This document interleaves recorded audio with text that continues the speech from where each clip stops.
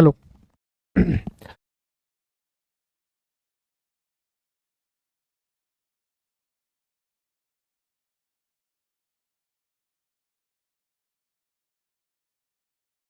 Very good morning. कैसे हैं आप सभी लोग? क्या आपको मेरी आवाज़ आ रही है?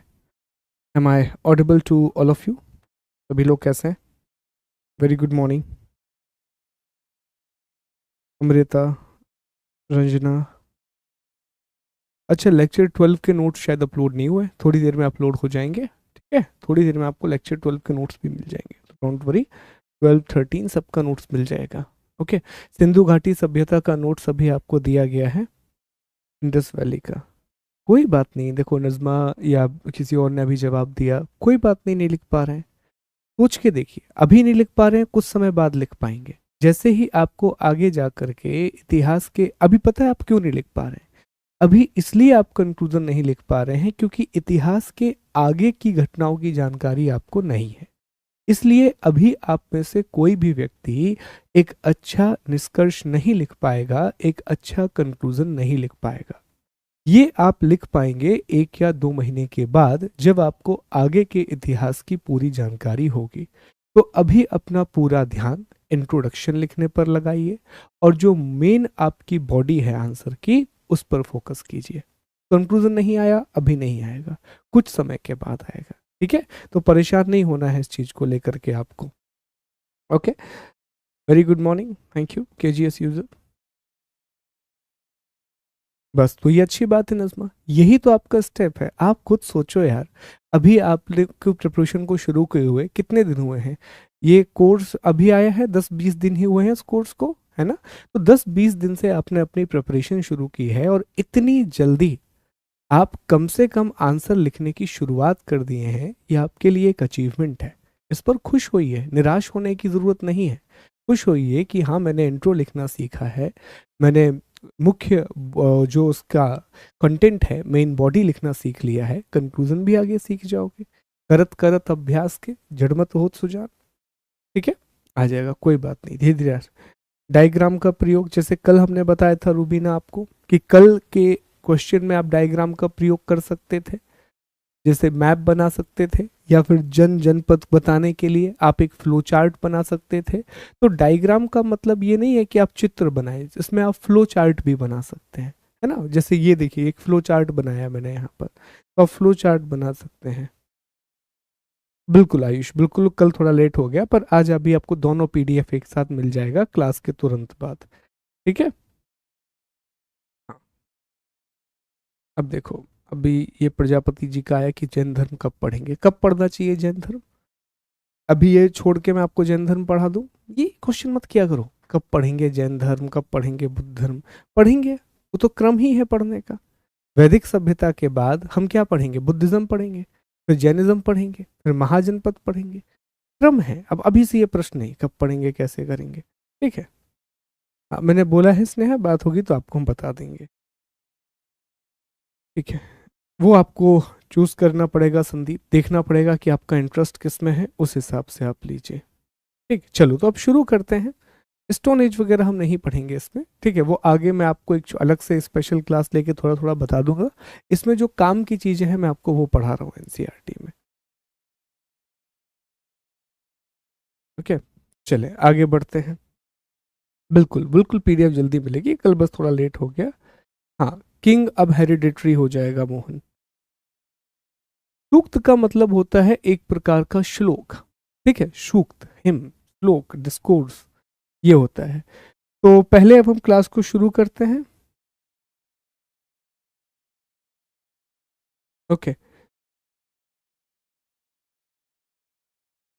चलो अब ध्यान देंगे, अब क्लास के बारे में शुरू करेंगे, अन्यथा हम कमेंट में ही उलझे रहेंगे। चले, तो आज दोस्तों हमें उत्तर वैदिक काल के बारे में पढ़ना है। आज हमें लेटर वैदिक पीरियड के बारे में पढ़ना है। देखिए, इसके बारे में बहुत ज़्यादा मेहनत नहीं लगेगी पढ़ने में, क्योंकि जो मुख्य चीज़ें थी वो आप वैदिक काल में समझ चुके हैं। यहाँ पर जो अधिकांश बातें हैं वो बड़ी सामान्य हैं, और वो बड़ी सतही सी बातें हैं। आपको बहुत आसानी से ये टॉपिक समझ में आएगा। पर उससे पहले हमने जो कल पढ़ा था उसके बारे में जरा हम बात कर लें, और हमने आपको एक आंसर भी लिखने के लिए दिया था, उसके बारे में बात करें। तो कल हमने ऋग्वैदिक एज के बारे में हम पढ़ रहे थे और कल की क्लास में हमने ऋग्वैदिक काल के समाज का अध्ययन किया था।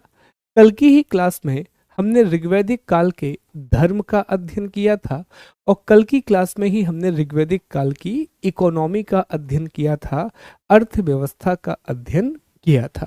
तो समाज में हमने मोटे मोटे तौर पर क्या देखा था कि जो समाज था ऋग्वैदिक काल का वो पितृसत्तात्मक समाज था, वो पैट्रियार्कल सोसाइटी थी। लेकिन ऐसा नहीं है कि महिलाओं की स्थिति खराब थी। इस समय महिलाओं को भी लगभग समान अधिकार मिले हुए थे। जो विमेन हैं उन्हें भी ऑलमोस्ट इक्वल राइट मिले हुए थे। महिलाएं शिक्षा ग्रहण करती थीं, महिलाएं सभा और समिति में भाग लेती थी। जो महिलाएं हैं दोस्तों, जो विमेन हैं, वो उन्होंने बहुत से ग्रंथों में सूक्त भी लिखे हैं।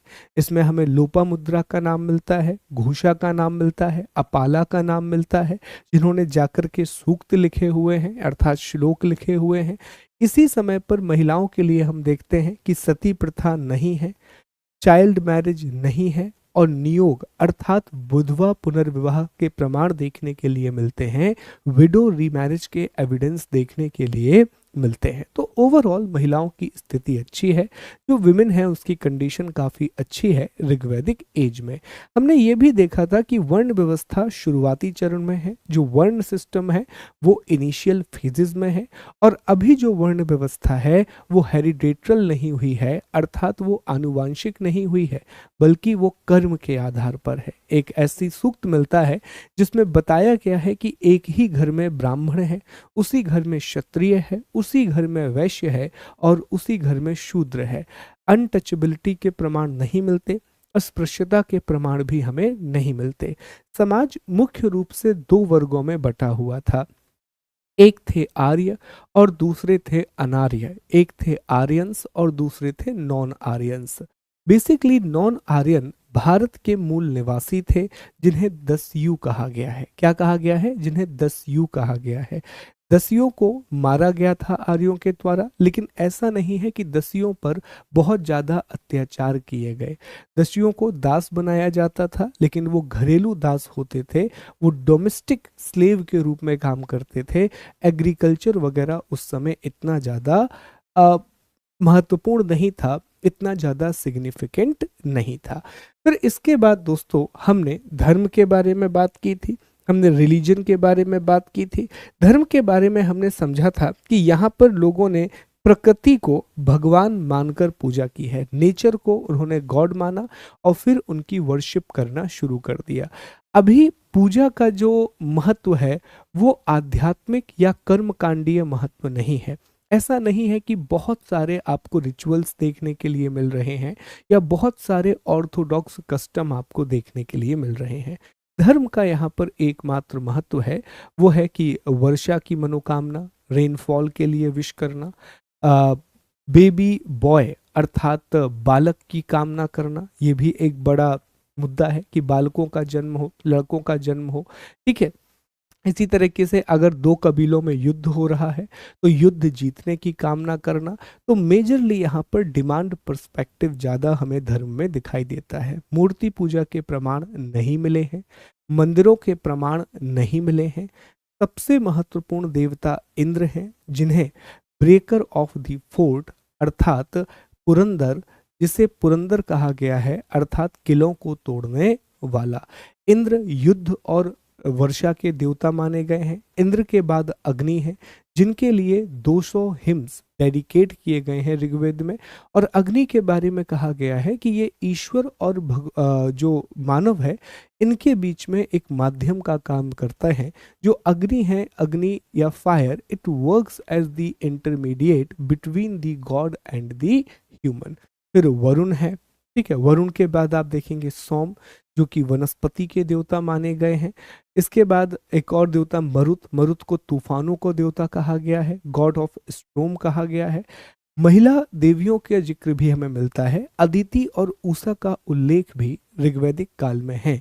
लेकिन ये माना जाता है कि चूंकि समाज पितृसत्तात्मक था, क्योंकि जो सोसाइटी है वो पैट्रियार्कल थी, इसीलिए शायद महिला देवियों को उतना महत्व नहीं दिया गया जितना महत्व पुरुष देवताओं को दिया गया था।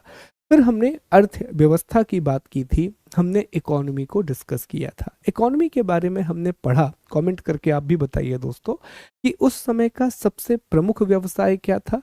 तो सर सबसे प्रमुख व्यवसाय उस समय पशुपालन था। Agriculture was not the primary occupation but animal husbandry was the primary occupation. कारण क्या है कि आर्य जो कि एक खानाबदोश जनजाति थी, आर्य जो कि एक नोमैडिक ट्राइब थी, वो शुरुआत से ही एनिमल हस्बेंड्री करते हुए आए हैं, वो शुरुआत से ही पशुपालन करते हुए आए हैं। और पशुओं में दो पशुओं का महत्व बहुत ज़्यादा था, एक घोड़ा और दूसरा था दोस्तों घोड़े के साथ गाय। ऐसा नहीं है कि कृषि नहीं हो रही थी, लेकिन जितना भी एग्रीकल्चर यहाँ हो रहा था वो सिर्फ और सिर्फ दोस्तों निर्वाह के लिए हो रहा था, वो सिर्फ और सिर्फ सस्टेनेबिलिटी के लिए हो रहा था। मतलब उतना ही खाना या उतना ही एग्रीकल्चर किया जाता था जितने की आवश्यकता है। सरप्लस ग्रेन के प्रमाण देखने नहीं मिलते, अधिशेष उत्पादन के प्रमाण देखने के लिए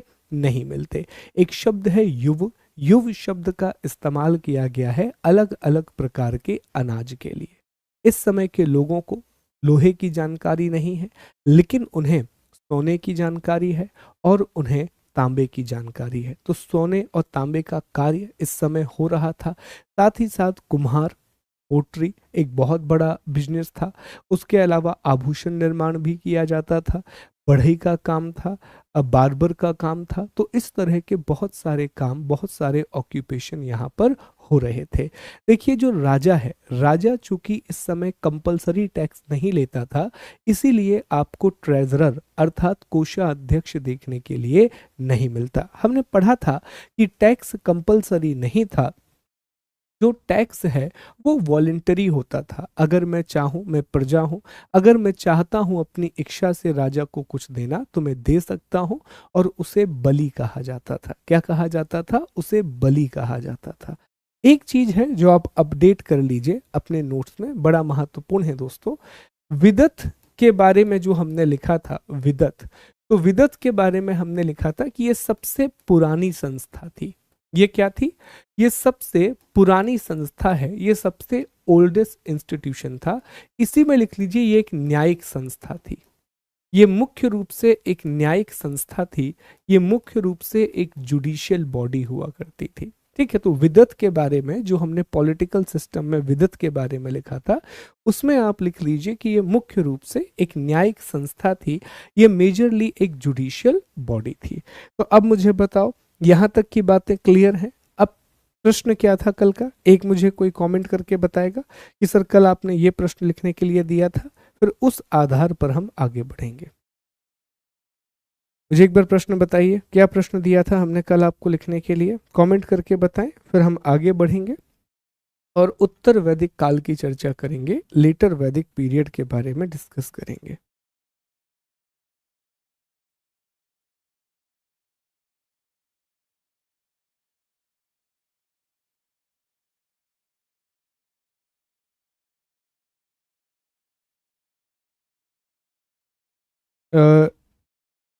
राजेश देखो, ये मैंने बता दिया है कि मैं 11th क्लास की ओल्ड एनसीईआरटी को मुख्य रूप से आप आधार बनाएं, और उसमें जो टॉपिक मैं पढ़ा रहा हूँ वो टॉपिक वहां से देख लीजिए और उसके क्वेश्चन अटेम्प्ट कर लीजिए। ऋग्वैदिक काल के समाज और धार्मिक विशेषताओं का उल्लेख कीजिए। ठीक है, तो कल का प्रश्न था कि आपको ऋग्वैदिक एज के न्यायिक संस्था को जुडिशियल बॉडी बोलते हैं इंग्लिश।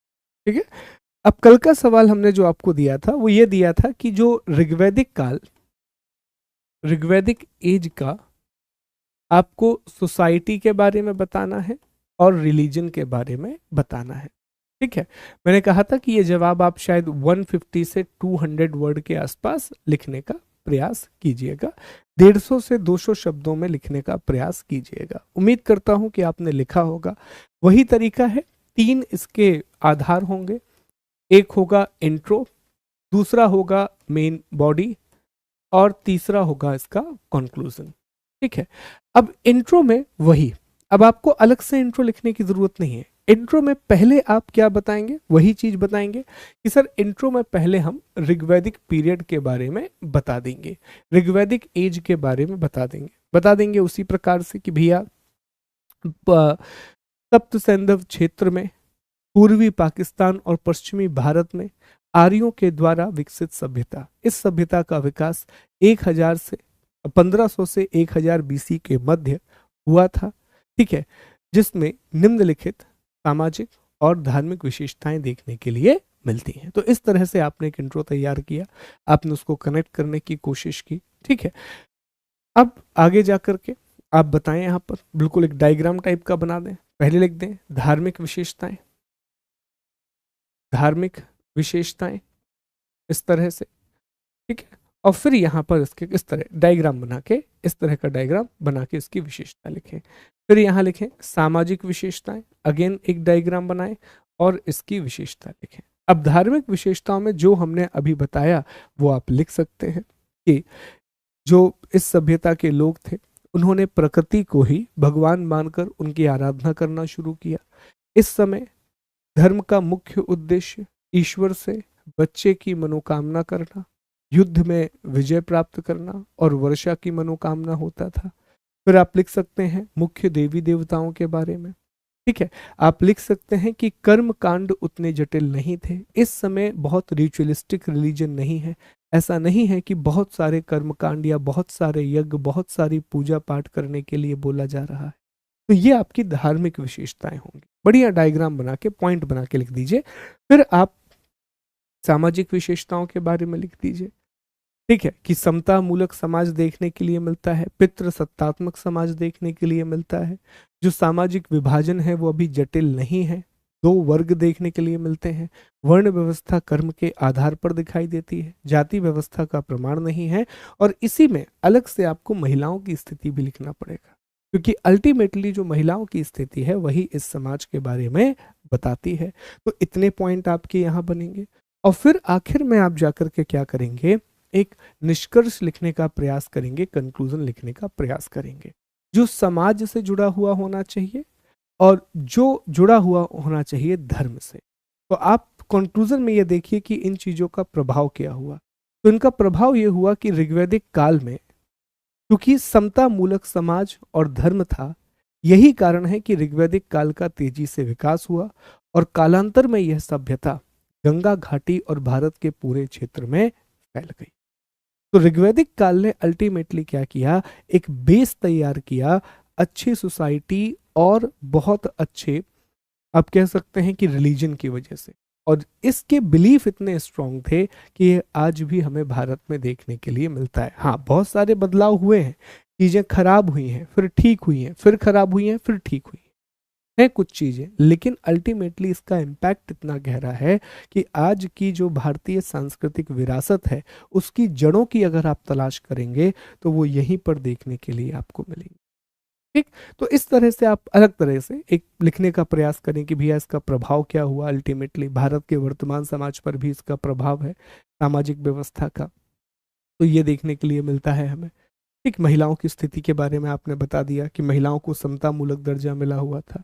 तो इतने में आपका एक जवाब तैयार होगा। तो कितने लोगों ने लिखने का प्रयास किया है, पहले तो मुझे ये बताओ कि हाँ सर हमने कोशिश की है। बाकी बहुत से लोग ऐसे हैं जो कोशिश ही नहीं कर रहे हैं, तो उनके बारे में मैं कुछ नहीं कहूंगा।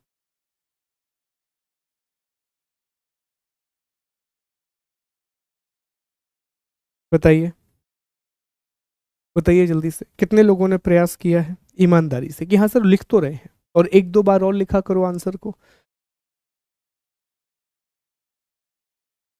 देखो डायग्राम हर जगह नहीं बनाना है केजीएस यूजर। पिछले वाले आंसर में रिक्वायरमेंट थी, उसमें पूछा गया था कि ऋग्वैदिक काल कहाँ पर विकसित हुआ, तो उसमें आपको डायग्राम बनाने की जरूरत थी। जहां पर आपको लगे कि आप फ्लो चार्ट बना सकते हैं या फ्लो चार्ट की जरूरत है, वहां आप डायग्राम बनाइए, हर जगह डायग्राम बनाने की जरूरत नहीं है, ठीक है? कोई बात नहीं, कंक्लूजन अभी मैच नहीं होगा, और कंक्लूजन देखो यार एक बात समझें आप, कंक्लूजन मैच होगा भी नहीं, कभी नहीं होगा आंसर मैच, क्योंकि आंसर राइटिंग एक सब्जेक्टिव चीज होती है और यही आपकी एक विशेषता भी है, आपको मैच नहीं करना है। अगर आप 60-70% भी इसके आसपास लिख पा रहे हैं तो बहुत अच्छी बात है। कंक्लूजन कभी मैच हो ही नहीं सकता, क्योंकि हम सबकी सोच अलग होती है चीजों को लेकर के। और मैं कभी नहीं चाहता कि आप एक ढांचे में ढल जाएं कि यही लिखना है, नहीं। आप ओपन है, आप अपने हिसाब से लिखिए। आगे जैसे जैसे आप पढ़ते जाएंगे इन चीजों का विकास होते जाएगा। अब कई प्रकार से कंक्लूजन बन सकता है, एक तरीका थोड़ी ना है कंक्लूजन लिखने का, कई तरीके से बन सकता है। जैसे किसी व्यक्ति ने ये लिखा होगा, पहला तरीका कि देखिए इस तरह हम कह सकते हैं कि ऋग्वैदिक काल का समाज समता मूलक था और धर्म में जटिलताएं नहीं थी, यही कारण रहा कि यह समाज अत्यधिक फला फूला। ये भी बन सकता है। किसी ने ये लिखा होगा कि इस तरह हम देखते हैं कि ऋग्वैदिक काल के समाज में समानता के तत्व हैं जो आगे जाकर के निश्चित तौर पर भारत में जो हमें भारत के संविधान में देखने के लिए मिलते हैं। समतामूलक तत्व की बात कर सकता है, कोई धर्म की बात कर सकता है कि वैदिक धर्म के अनुसार प्रकृति पूजा को महत्व दिया जाता है, जो आज भी हमें भारत में देखने के लिए मिलता है। तो आपने उसे वर्तमान से कनेक्ट किया होगा। किसी ने तुरंत ही कनेक्ट किया होगा कि ऋग्वैदिक काल में समाज के शुरुआती दौर में समाज समतामूलक है, धर्म में जटिलताएं नहीं है, लेकिन कालांतर में यह जटिलताएं बढ़ती जाएंगी, जिसके परिणाम स्वरूप भारत में धार्मिक सुधार आंदोलनों का उदय होगा। ऐसे भी लिखा जा सकता है। ठीक है, तो कई अलग अलग तरह से बहुत सारे पर्सपेक्टिव बनते हैं इसमें, बहुत सारे पर्सपेक्टिव बनते हैं। ओके, हमें बस करना यह है कि हमें लिखने की कोशिश करनी जितना हो पाए। और अभी जैसा मैंने कहा कि कंक्लूजन को लेकर के आपको बिल्कुल भी परेशान होने की आवश्यकता नहीं है। ठीक है, अभी सिर्फ सिंपल रखिए। अगला क्लास और पहले मैं आपको बुद्धिज्म जैनिज्म पढ़ा दूंगा, फिर मैं आपको एक क्लास, जैसा मैंने आपसे कहा है कि जो शब्दावली होती है, उन शब्दावली की हम एक क्लास लेंगे जिसमें ये छोटे छोटे शब्द आते हैं, डिस्कस करें, ये करें, वो करें, इन सब के बारे में हमें समझ। ठीक है, तो वो वाली क्लास भी हम जल्दी ही आपकी कंडक्ट करेंगे और फिर प्रश्नों का स्तर हम बढ़ाएंगे धीरे धीरे। चलिए, तो अगले हिस्से पर चलते हैं। उम्मीद है कि आप सभी लोग बढ़िया तरीके से कोऑपरेट कर रहे हैं और बढ़िया तरीके से अपनी प्रिपरेशन को आगे बढ़ा रहे हैं। ठीक है, ये टॉपिक आज आपका खत्म हो जाएगा और परसों आपका टेस्ट अपलोड हो जाएगा। कल भी हो सकता है, अन्यथा परसों आपका टेस्ट अपलोड हो जाएगा। इंडस वैली का देखो, पहले अध्याय का टेस्ट नहीं है, जो आपका पहला चैप्टर हुआ था उसका टेस्ट नहीं है। इंडस वैली से आपके टेस्ट शुरू हो रहे हैं, तो इंडस वैली का टेस्ट हो चुका है। अब आपका दूसरा टेस्ट जो होगा वो वैदिक एज के बारे में होगा। ठीक है, तो फिर वो आप अटेम्प्ट कीजिएगा जा करके। और इस बार मैंने यूपीएससी के प्रश्न ज़्यादा दिए हैं, यूपीएससी के क्वेश्चंस ज़्यादा दिए हैं उस टेस्ट में, तो इससे ही होगा, आपको जानकारी मिल जाएगी। चलिए, अब इसमें हम क्या क्या पढ़ेंगे, तो इसमें हम उत्तर वैदिक काल का परिचय पढ़ेंगे, बेसिक बातें कि आखिर इसका विस्तार किन क्षेत्रों में हुआ, कहाँ ये डेवलप हुई, ये हम जानेंगे। इसके बाद दोस्तों हम इसकी राजनीतिक व्यवस्था का अध्ययन करेंगे, हम पॉलिटिकल सिस्टम के बारे में जानेंगे। फिर हम समाज का अध्ययन करेंगे, अर्थात सोसाइटी के बारे में हम पढ़ रहे होंगे दोस्तों। समाज के बाद हम उत्तर वैदिक काल के धर्म के बारे में पढ़ेंगे और धर्म के बाद हम अर्थव्यवस्था के बारे में पढ़ेंगे। तो वही चीज़ें हैं जो अब तक हम पढ़ते हुए आए हैं कि पहले एक इंट्रोडक्शन लिया जाए, फिर पॉलिटिकल सिस्टम के बारे में पढ़ा जाए, सोसाइटी के बारे में पढ़ा जाए, रिलीजन के बारे में पढ़ा जाए और इकोनॉमी के बारे में पढ़ा जाए। तो अब ध्यान देंगे, साथ ही साथ आप चाहें तो अपने शॉर्ट नोट भी प्रिपेयर कर सकते हैं। जिस तरह से मैं यहाँ पर शॉर्ट नोट बना रहा हूँ, आप भी अपने शॉर्ट नोट बना सकते हैं। अच्छा, मुझे एक बात और बताओ, फिर मैं क्लास शुरू करता हूँ। कितने लोग हैं जो नोट्स बना रहे हैं मेरे साथ और बाकी लोग मूवी की तरह इसको देख रहे हैं? एनीबडी? कि हाँ सर, देखिए जैसे आपने नोट्स बनाना शुरू किया था तो हमने इंडस वैली भी आपके साथ बना लिया है, वैदिक पीरियड भी आपके साथ बना लिया है और ये पूरा हम बनाते जा रहे हैं। कितने लोग हैं? How many of you?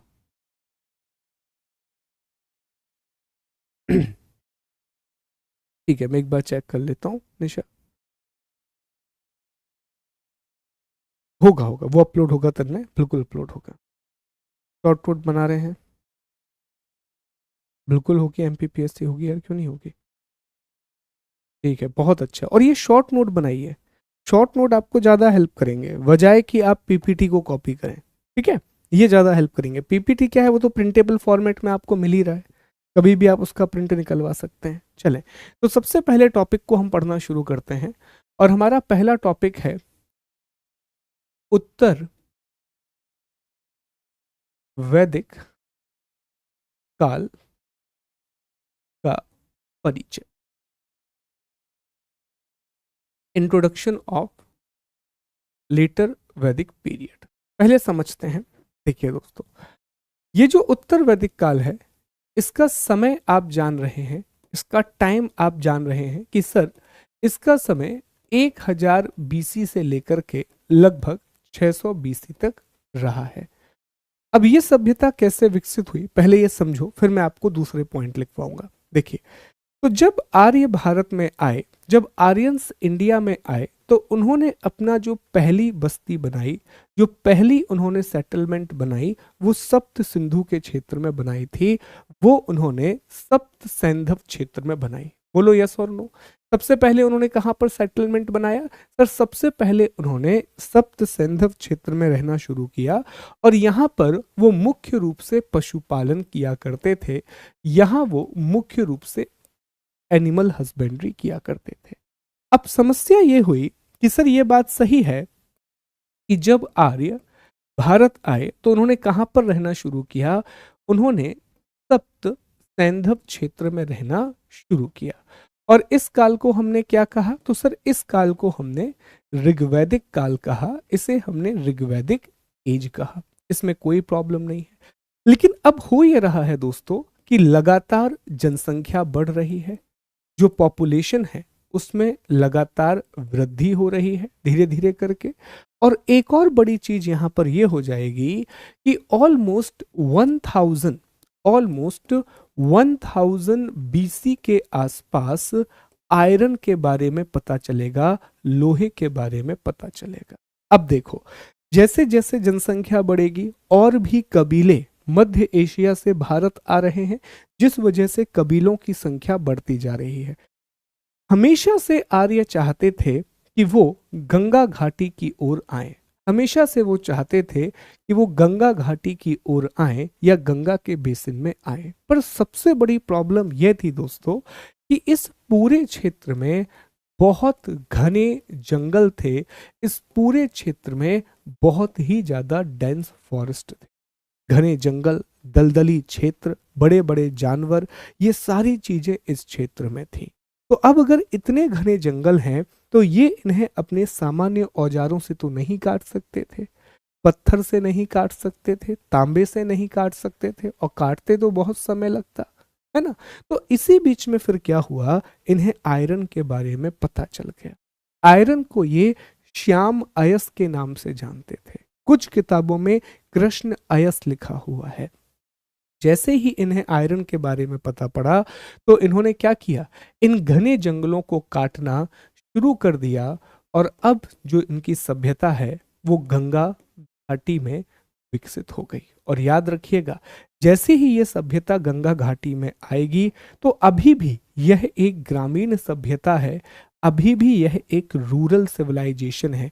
लेकिन अब जो बड़ा बदलाव आएगा वो यह है दोस्तों कि अब इनका मुख्य व्यवसाय कृषि हो जाएगा। अब इनका मुख्य व्यवसाय क्या हो जाएगा? अब इनका मुख्य व्यवसाय कृषि हो जाएगा। अब इनका प्राइमरी जो ऑक्यूपेशन है वो एग्रीकल्चर हो जाएगा। जबकि हमने देखा था कि ऋग्वैदिक पीरियड में जो इनका प्राइमरी ऑक्यूपेशन था, it was basically animal husbandry, but here they have completely changed their primary occupation. Now their primary occupation is the agriculture. Still they are the rural civilization, अभी भी वो ग्रामीण सभ्यता है। तो ये परिवर्तन आया। तो ऋग्वैदिक काल सप्त सैंधव क्षेत्र में बना, और जो उत्तर वैदिक काल है वो गंगा घाटी के क्षेत्र में विकसित होगा। सप्त सैंधव काल में या जब ऋग्वैदिक पीरियड चल रहा था तो इस समय आर्य मुख्य रूप से पशुपालन कर रहे थे। Aryans were primarily doing animal husbandry, but जैसे ही वो गंगा घाटी क्षेत्र में आए अब उनका मुख्य व्यवसाय कृषि हो गया। But as they moved to Ganga valley their primary occupation became the agriculture. ये बहुत बेसिक बातें हैं जो आपको याद रखनी है। एक और बड़ी बात जो इस पूरे समय आपको देखने मिलेगी कि अब दोस्तों वृहद राज्यों की जगह मैं बेहतर शब्द इस्तेमाल करूंगा कबीला। अब वृहद कबीलों का उद्भव शुरू होगा। ठीक है, राइज ऑफ लार्ज स्टेट्स, ये इस काल की एक विशेषता है। अब ये शुरुआत हमने कहा था ना कि लेटर ऋग्वैदिक पीरियड में ये शुरू हो चुका था। ऋग्वैदिक पीरियड से ही हमने देखा है कि जितने भी कबीले थे वो आपस में लड़ा करते थे। क्यों लड़ते थे? जमीन के लिए लड़ते थे, गाय के लिए लड़ते थे, पशुओं के चराने की भूमि के लिए लड़ते थे। तो आपस में लड़ाई तो हमेशा से हो रही थी। तो अब क्या होगा कि जो कबीले जीतते जाएंगे उनका राज्य धीरे धीरे बड़ा होता जाएगा। जैसे कि हमने बैटल ऑफ 10 किंग्स के बारे में पढ़ा, हमने दसराज युद्ध के बारे में पढ़ा, जो कि Sudas, leader of Bharat clan and 10 other clan, जो कि सुदास जो कि भरत कबीले के प्रधान थे और 10 अलग कबीलों के बीच में पुरुषनी नदी के किनारे एक युद्ध हुआ था, जिसे हमने क्या कहा था? दसराज युद्ध कहा था। तो उस युद्ध के बाद क्या हुआ होगा? भरत कबीले का क्षेत्र और बढ़ गया होगा, तो अब दूसरे कबीले भी आएंगे। ऐसे करते करते आप देखोगे कि जब हम ऋग्वैदिक पीरियड में थे तो ऋग्वैदिक पीरियड में सबसे बड़ी इकाई हमें क्या देखने के लिए मिलती है? जन। अब यहां पर दोस्तों आपको जनपद दिखने लगे। याद कीजिए, पढ़ाया था हमने आपको, कुल, कुल के ऊपर ग्राम, ग्राम के ऊपर विश्व, विश्व के ऊपर जन। तो जन सबसे बड़ी इकाई थी ऋग्वैदिक काल में। लेकिन जैसे ही आप उत्तर वैदिक काल में आओगे आपको जनपद देखने मिलेंगे, और आखिरी समय में तो आपको महाजनपद देखने के लिए मिले। कुरु अभी जनपद है, मगध अभी जनपद है, ये सब आगे जाकर के महाजनपद बन जाए, और ये भी आपस में लड़ रहे हैं। फिर आगे जाकर के 16 महाजनपद बचेंगे, 16 महाजनपद।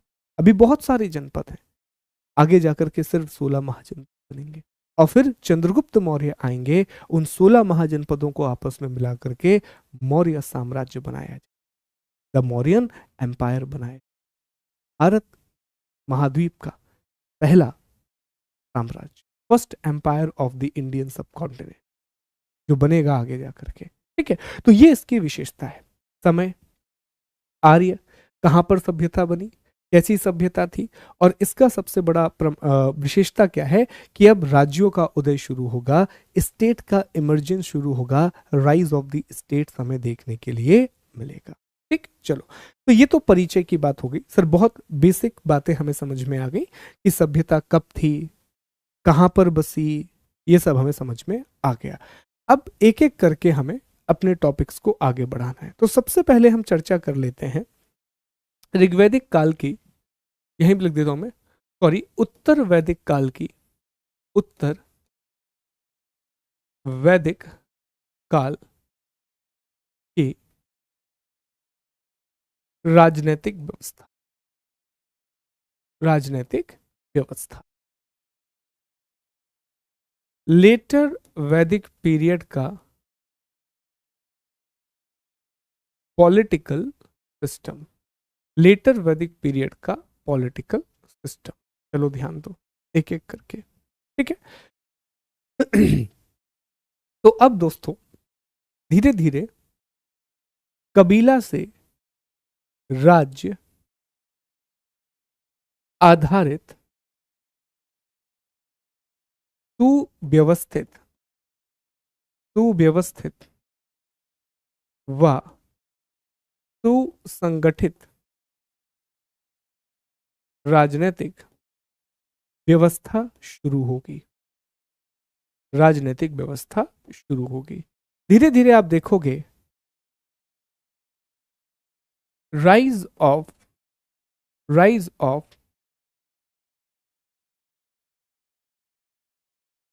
Collective and systematic political system. Sir इसका अर्थ क्या है, समझते हैं, अर्थ को समझते हैं कि सर आपने यहां पर एक लाइन लिखा कि अब राज्य आधारित एक सुव्यवस्थित और सुसंगठित व्यवस्था का निर्माण होगा, अब राइज होगा एक सिस्टमैटिक और कलेक्टिव पॉलिटिकल यूनिट का। इसका अर्थ क्या होता है? देखो, जब हम ऋग्वैदिक काल में थे तो वहां हमने आपको बताया था कि जो पूरी तरह से राजनीतिक व्यवस्था है वो कबीला आधारित राज व्यवस्था है। लेकिन यहाँ पर अब राजा महत्वपूर्ण होता जाएगा, टैक्स वगैरह लगना शुरू हो जाएंगे, कुछ अधिकारियों को अब परमानेंट जॉब पर रखा जाने लगेगा। सेना अभी भी स्थायी नहीं है, आर्मी अभी भी परमानेंट नहीं है, लेकिन कुछ अधिकारी परमानेंट होने लगेंगे, राजा के अधिकारों में वृद्धि हो जाएगी।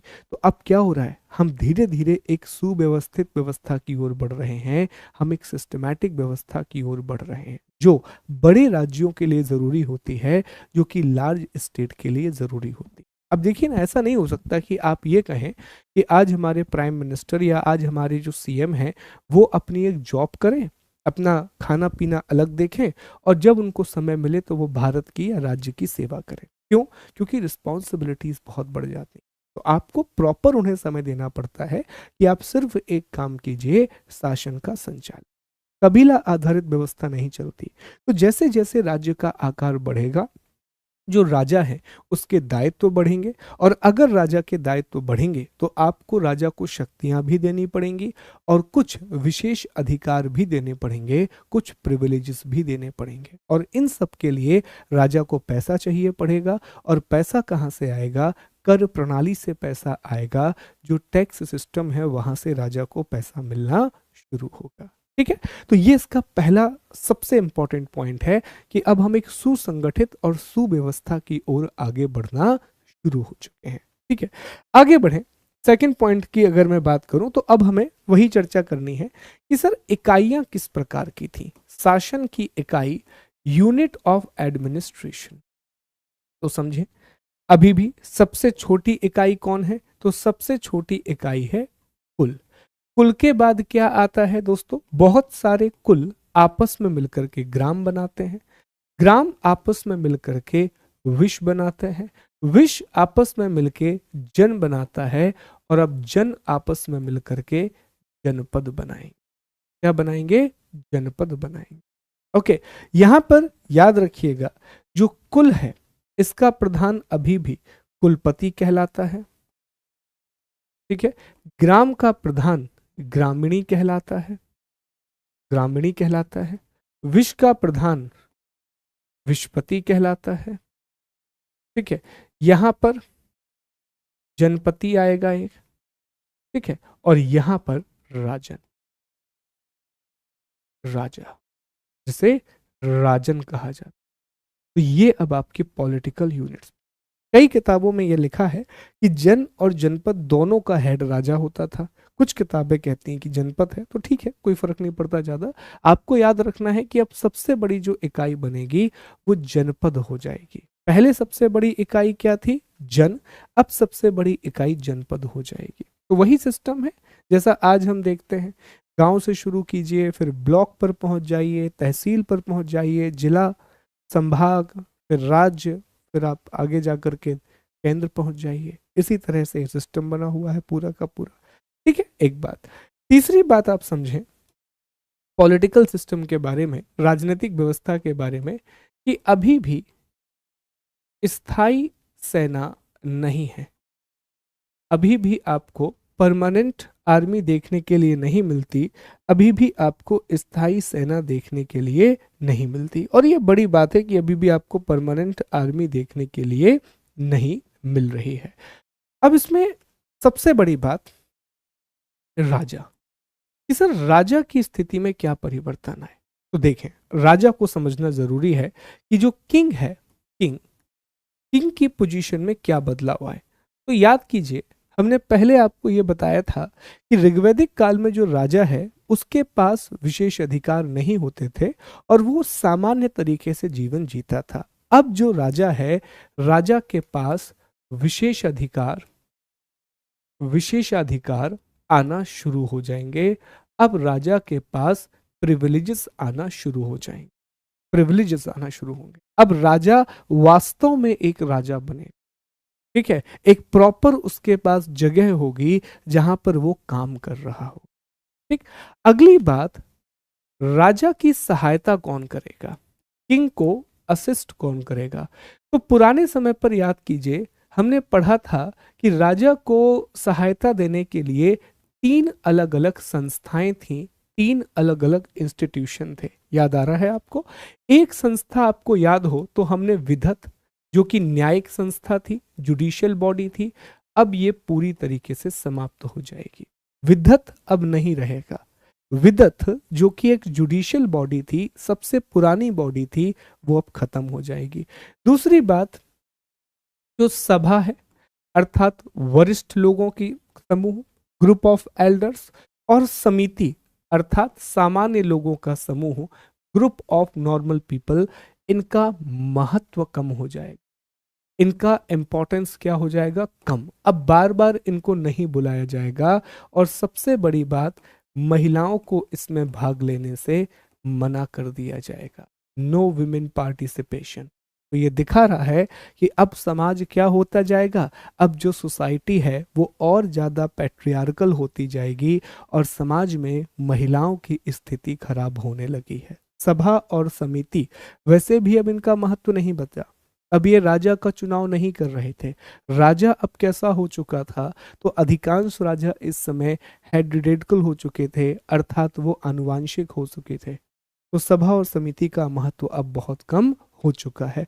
तो सहायता कौन कर रहा था? तो सहायता के लिए 12 मंत्रियों की एक परिषद होती थी, 12 मिनिस्टर की एक काउंसिल होती थी, जिसे 12 रत्न कहा जाता था, 12 रत्न कहा जाता था, 12 jewel. There was a council of 12 ministers, and that council was called 12 Ratna, 12 रत्न। उसे 12 रत्न कहा जाता था। अभी भी पुरोहित बहुत महत्वपूर्ण अधिकारी है, अभी भी आप देखेंगे सेनानी महत्वपूर्ण है, वज्रपति का अपना महत्व है, ठीक है, सभी महत्वपूर्ण है, ठीक है। तो ये आपके 12 मंत्री, 12 लोगों की एक मंत्री परिषद यहाँ देखने के लिए आपको मिलती है। अंडरस्टूड? यहाँ तक मेरी बात समझ में आई आपको? अब एक बात और समझें, एक बहुत नई चीज आपको देखने मिलेगी कि पहली बार आपको राजा उपाधि लेते हुए नजर आएगा, पहली बार आपको राजा टाइटल लेते हुए नजर आएगा। अब राजा उपाधि धारण करेगा। कौन सी उपाधि धारण करेगा राजा? तो कुछ राजा रहेंगे जो अपने आप को विराट कहेंगे, कुछ राजा रहेंगे जो अपने आप को एक राट कहेंगे, कुछ राजा रहेंगे जो अपने आप को चक्रवर्ती कहेंगे। क्या कहेंगे? चक्रवर्ती कहेंगे। तो राजाओं को अब उपाधि मिलने लगी है, एक राट, विराट, चक्रवर्ती, सम्राट, ये सारी उपाधियां। तो ये यहां से शुरू होगा टाइटल। आगे जाकर के जो आप टाइटल देखते हैं, सम्राट, एक राट, महाराजाधिराज, महाविक्रमादित्य, विक्रमादित्य, इनकी शुरुआत यहां से। पहली बार राजा टाइटल लेना शुरू करेगा। अब ये टाइटल ले क्यों रहा है? ये टाइटल वो ले रहा है पुरोहित वर्ग की वजह से। होगा ये इस समय कि अब राजा अपनी शक्ति का, अब राजा अपनी शक्ति का प्रदर्शन करने के लिए और अपने पोजीशन का प्रदर्शन करने के लिए अलग अलग प्रकार के यज्ञ और कर्मकांड करवाएगा। देखो ध्यान देना दोस्तों, ये मैं बड़ी बात बोल रहा हूं, आपको समझना पड़ेगा। मैंने आपसे ये कहा कि इस समय तक जो किंग है, तो अब धीरे धीरे वो एक्चुअल में राजा बनने लगा है। अब उसके पास प्रिविलेज है, लोग उसे टैक्स दे रहे हैं, उसके पास पैसा है, कुछ अधिकारी हैं जो बिल्कुल परमानेंट हैं, और शायद कुछ सैनिक तो होंगे जो कम से कम उसके घर की देखभाल करते होंगे। ऐसा नहीं होगा कि राजमहल होगा, राजमहल वगैरह देखने नहीं मिलते, एक घर ही होगा नॉर्मल, लेकिन राजा का घर मतलब राजा का घर ही कहलाता है, ठीक है। तो अब राजा क्या करेगा? वो अपने आप को प्रूव करना चाहता है, वो अपने आप को प्रदर्शित करना चाहता है। तो जैसे आज होता है, आज अगर कोई भी व्यक्ति सीएम बने, पीएम बने, तो वो भी क्या करता है? अपने आप को प्रदर्शित करता है। एक बहुत बड़ा सेरेमनी रखी जाएगी जिसमें वो शपथ लेगा, जिसमें बहुत सारे लोगों को बुलाया जाएगा, शपथ समारोह होगा, फिर वो अलग अलग प्रकार के वादे करेगा, अलग अलग प्रकार से स्पीच देगा। तो ये क्या है? ये आप बस लोगों को बताना चाहते हैं कि आप कितने पावरफुल हैं और आप अपनी प्रेजेंस को दर्शाना चाहते हैं। एक राजा भी वही चाहता है कि लोगों के बीच में उसकी पहचान बने, लोग उसे जाने। इसीलिए राजा ने एक नया कंसेप्ट शुरू किया, कंसेप्ट ऑफ यज्ञ। और इसका ये कहां से आया? पुरोहित ने उसको बताया कि राजा को अधिक से अधिक दान करना होगा, राजा को यज्ञ करने होंगे, राजा को बहुत पूजा पाठ करना होगा। तो जो पुरोहित है उसका महत्व बहुत बढ़ेगा। अब यहां इस पूरे क्षेत्र में हमें 3 प्रकार के यज्ञ देखने के लिए मिलते हैं। 3 यज्ञ मुख्य रूप से देखने के लिए मिलते हैं। 3 अलग अलग यज्ञ हो रहे हैं। एक है राजस्यु यज्ञ। ये कोरोनेशन के समय होता था। कोरोनेशन का मतलब क्या होता है? राज्य अभिषेक के समय होता था। ये राज्य अभिषेक या कोरोनेशन के समय होता था, राजस्व यज्ञ। दूसरा सबसे इंपॉर्टेंट था अश्वमेघ यज्ञ। अश्वमेघ यज्ञ, अश्वमेघ यज्ञ चक्रवर्ती सम्राट बनने के लिए होता था। पर चक्रवर्ती सम्राट का अर्थ क्या होता है? अश्वमेघ का अर्थ होता था कि जो भी राजा अश्वमेघ यज्ञ को पूरा करता था उसके बारे में कहा जाता था कि ये चारों दिशाओं का राजा है। He is the king of all the 4 direction. चक्रवर्ती, तो चक्रवर्ती सम्राट कहलाने लगता था। एक घोड़ा है, अगर आप लोगों ने बचपन में रामायण देखी हो और रामायण में एक लवकुश का पाठ आता है, तो लवकुश के पाठ में आपको याद हो कि उसमें एक घोड़ा रहता है, अश्व, ठीक है। वो जहां जहां पर जाता है वो सब क्षेत्र जो है वो अयोध्या के तहत आते हैं, वो राम राज्य के तहत आते हैं। तो लव और कुश चेतावनी को फिर स्वीकार करते हैं। फिर आप देखते हैं कि एक संघर्ष देखने के लिए मिलता है और पहली बार भगवान अपने पुत्र से मिल पाते हैं। माता सीता की फिर पूरी कहानी है उसमें, ठीक है। तो ये अश्वमेघ यज्ञ है चक्रवर्ती, कि जहां जहां वो जाएगा वो पूरा क्षेत्र उसकी टेरिटरी में आएगा, और अगर कोई भी इसका विरोध करेगा तो उसे युद्ध लड़ना पड़ेगा। तो चक्रवर्ती युग है।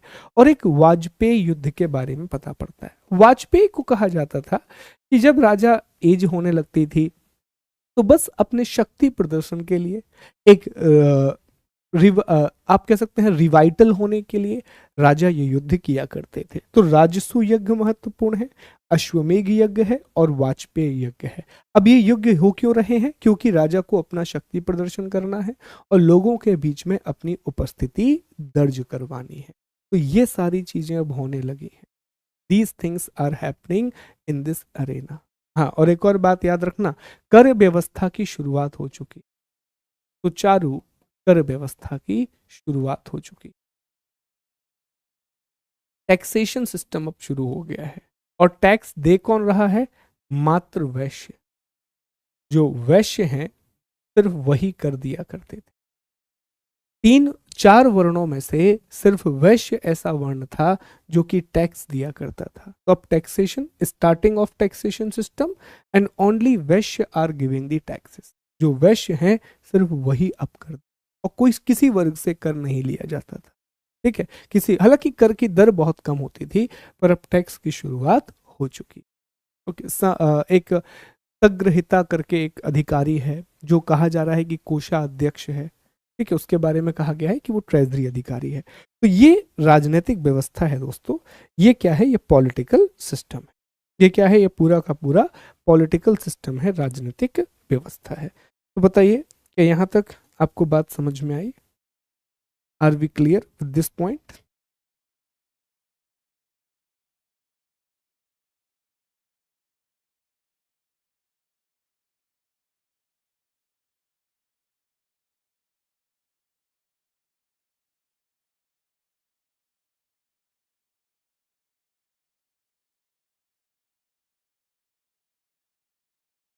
हाँ, बिल्कुल बिल्कुल सही श्वेता।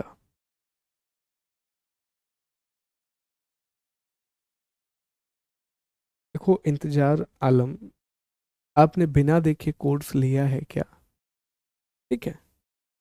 आप लोग ना कभी भी कुछ भी बात, और ये दिखाता है मुझे जब आप लोग कुछ भी ऐसे ऐसे सवाल करते हैं ना, से 1-2 क्वेश्चन रिपीटेड मोड पर होते हैं, ठीक है। तो वो दिखा रहा है आप लोगों के बारे में कि आप लोग अगर बैच को देख के नहीं ले सकते, क्लासेस के बारे में आपको जानकारी नहीं है, आप पुरानी क्लास नहीं देख करके बीच की क्लास में आ जाते हैं, तो आप सोच के देखिए कि आप वो लोग हैं जो सिविल सेवा की तैयारी कर। सिविल सेवा की तैयारी करने के लिए सिर्फ नॉलेज जरूरी नहीं होता। नॉलेज के साथ साथ आपसे ये उम्मीद की जाती है कि आपके अंदर एक बेसिक समझ भी होगी। है ना, बेसिक चीजें, किसी भी चीज की शुरुआत कैसे हुई, क्या हुआ क्या नहीं हुआ, क्योंकि अगर आपके अंदर बेसिक समझ नहीं है तो फिर आप इतने बड़े जिले को कैसे संभालेंगे। तो बेसिक समझ की शुरुआत कहाँ से होती है, आपके प्रश्नों से। एक व्यक्ति की पहचान यही है कि वो किस तरह के प्रश्न कर रहा है ना। तो प्रश्नों का स्तर सुधारिए आप जरूर।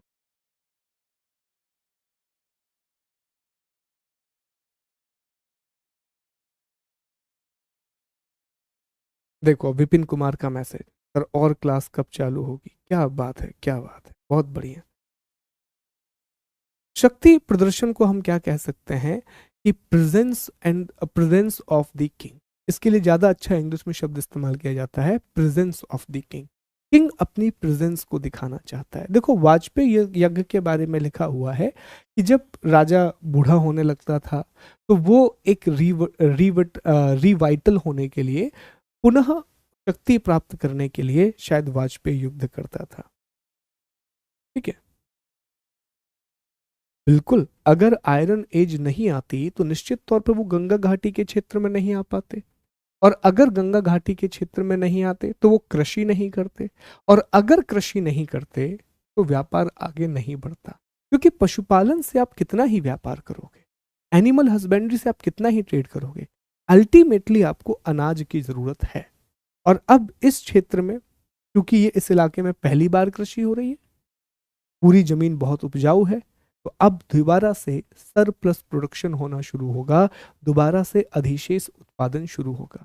और आप सभी पुरानी क्लासेस से ये समझ चुके हैं कि जो सरप्लस प्रोडक्शन है, जो अधिशेष उत्पादन है, वहीं से तो व्यापार और की शुरुआत होती है, वहीं से ट्रेड की शुरुआत होती है। और जब ट्रेड आता है तभी आप शहरों का निर्माण होगा, कर में बढ़ोतरी होगी, बिना इन चीजों के ये काम नहीं होता। ठीक है, क्लियर है।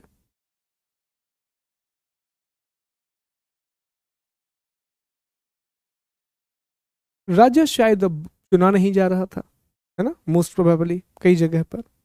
12 रत्न जो अधिकारियों की लिस्ट है वो मैं भी आपको बता देता हूँ। पहले मैंने आपको बताया था अधिकारियों के बारे में, वस्तु विनिमय प्रणाली चल रही है, सिर्फ वैश्य कर दे रहे थे। ठीक है, चलिए। 12 अधिकारी वही है जो मैंने आपको पहले लिस्ट दिखाई थी, याद कीजिए, पुरानी एक लिस्ट है, वही 12 अधिकारी हैं। अब ध्यान देंगे, हम आगे बढ़ेंगे। हमने राजनीति की बात कर ली, हमने पॉलिटी के बारे में डिस्कस कर लिया। अब थोड़ी सी चर्चा हमें समाज के बारे में कर देनी चाहिए, थोड़ी सी चर्चा हमें अब जो सोसाइटी है उसके बारे में कर लेनी चाहिए कि आखिर इस समय का समाज कैसा था, जो उत्तर वैदिक काल है, इस समय की सोसाइटी कैसी थी। तो देखिए, समाज में अब विभाजन, सामाजिक विभाजन स्पष्ट होने लगा है। समाज अब समता मूलक नहीं रहा, जो सोसाइटी है वो अब एगैलिटेरियन नहीं बची। अब जो सोशल अब जो सोशल कॉन्ट्रास्ट है वो बहुत क्लियर होने लगा है। सोशल कॉन्ट्रास्ट बहुत क्लियर होने लगे समाज में। दोस्तों, दूसरी बात, जो वर्ण व्यवस्था है, वर्ण व्यवस्था वह अब जटिल और जन्म आधारित हो गई है, जटिल और जन्म आधारित हो गई है। जो वर्ण सिस्टम है, जो वर्ण सिस्टम है वो अब कॉम्प्लेक्स हो गया है, और साथ ही साथ में बर्थ बेस्ड हो गया है। इसका मतलब राजा का बेटा राजा, है ना, वही वाला डायलॉग, ब्राह्मण का बेटा ब्राह्मण, क्षत्रिय का बेटा क्षत्रिय, वैश्य का बेटा वैश्य, शूद्र का बेटा शूद्र। ठीक है, एक और चीज, जाति व्यवस्था की शुरुआत हो चुकी है, जाति व्यवस्था की शुरुआत हो चुकी है। जो कास्ट सिस्टम है अब वो शुरू हो चुका है। कास्ट के अंदर एक और चीज आएगी, वर्ण, वर्ण के अंदर जाति, जाति के अंदर एक नई चीज आएगी, गोत्र, गोत्र व्यवस्था, गोत्र सिस्टम, गोत्र सिस्टम। ठीक है, देखो गोत्र कैसे आया, गोत्र व्यवस्था क्या होती है, और आप में से शायद कुछ लोग परिचित होंगे अगर वो गोत्र के बारे में जानते हैं। गोत्र व्यवस्था नहीं थी, पहले से नहीं थी। गोत्र एक जगह है जहां पर पशुओं को बांधा जाता था। ठीक है, आज के समय पर हम क्या कहते हैं कि सर ये पशुशाला है ना। इस प्रकार से हमारे यहाँ पर जो शब्द इस्तेमाल किया जाता है बुंदेलखंड में, जहां पर पशुओं को हम बांधते हैं तो उसको हम सार कहते हैं। हम क्या कहते हैं? सार कहते हैं कि भैया सार, सार मतलब वो जगह जहां पर पशुओं को बांधा गया है। तो इसी तरह पर इस समय जो गोत्र है, ये गोत्र शब्द निकल करके आया है जहां पर पशुओं को बांधा जाता था। तो अब धीरे धीरे करके एक एक जो कुल है, वो कुल अब गोत्र में कन्वर्ट होता जाए। एक निश्चित परिवार का ढांचा बनेगा, एक निश्चित कुल बनेगा, जहां पर ब्लड रिलेशंस को देखा जाएगा कि कौन किससे जुड़ा हुआ है, और उस आधार पर एक गोत्र बना दिया। और आज आप देखिए, वर्ण है, वर्ण के अंदर जाति है, जाति के अंदर गोत्र है, और नियम बनाए जाएंगे कि गोत्र आपस में शादी नहीं करेंगे। ये सारे अलग अलग रूल्स बनाए जाएंगे। लेकिन अगर आपसे सवाल पूछा जाए कि गोत्र व्यवस्था की शुरुआत कब हुई, तो उसके प्रमाण हमें लेटर वैदिक पीरियड में मिलते हैं, हमें उत्तर वैदिक काल में इसके प्रमाण देखने के लिए मिलते हैं। एक और बात देखो, अल्टीमेटली मैं इस पॉइंट को प्रूव कर रहा हूं। ये जो मेरा पहला पॉइंट है, मुझे इसे प्रूव करना था। जैसे पहला मैंने आपको डायलॉग मार दिया कि समाज में अब विभाजन और स्पष्ट हो चुका था, जो सोशल कॉन्ट्रास्ट है अब वो बहुत क्लियर हो गया था। तो ultimately I am explaining this point, है ना, कि सोशल कॉन्ट्रास्ट कैसे क्लियर हुआ, सामाजिक विभाजन कैसे क्लियर हुआ, तो वो हमें इन सब से देखना मिलता है। एक और बात सुनिए, जो बहुत ही गंभीर बात है कि अस्पृश्यता की शुरुआत हो जाएगी। अस्पृश्यता की शुरुआत हो जाएगी, यहां से अनटचेबिलिटी शुरू हो जाएगी दोस्तों, अनटचेबिलिटी की शुरू। और अस्पृश्यता अभी सिर्फ कुछ वर्गों के साथ की जा रही है। इसमें सबसे प्रमुख जो वर्ग है वो है चांडाल। ठीक है, जो चांडाल वर्ग है, लोगों का एक समूह है, चांडाल के साथ अस्पृश्यता की जाएगी। इसी तरह एक और समूह है निषद, निषद के साथ अस्पृश्यता की जाएगी। तो पहली बार इन चीजों की शुरुआत हो रही है, और आगे जाकर के ये विभाजन इतना जटिल हो जाएगा, आप सोच के देखिए दोस्तों। मतलब जब भी मैं कभी विभाजन की बात सुनता हूं कि लोग एक दूसरे को जाति के आधार पर, धर्म के आधार पर, वर्ग के आधार पर अलग तरीके से ट्रीट करते हैं, आप सोच के देखिए, आपको इंसान होने पर शर्म आएगी और हंसी भी आएगी। क्योंकि हम क्यों ये भूल जाते हैं? मैं हर व्यक्ति को एक बात समझाता हूं, जो भी इन चीजों में मानता है, छूआछूत में मानता है, इन विभाजनों में मानता है, मैं हमेशा एक बात बोलता हूं दोस्तों, कि इंसान दूसरी सभी प्रजातियों की तरह इस पृथ्वी की मात्र एक प्रजाति है। और अभी हम जिस एज में हैं वो एज ऑफ ह्यूमंस है। आपको पता है, अब तक 5 महाविलुप्तियां हो चुकी हैं, अर्थात 5 बार पृथ्वी पर बहुत बड़े स्तर पर जीवन पनपा है, जिसमें लाखों प्रजातियां रही हैं, और 5 बार उन सभी प्रजातियों का विनाश हुआ है, जिसे हम 5 मास एक्सटिंक्शन कहते हैं।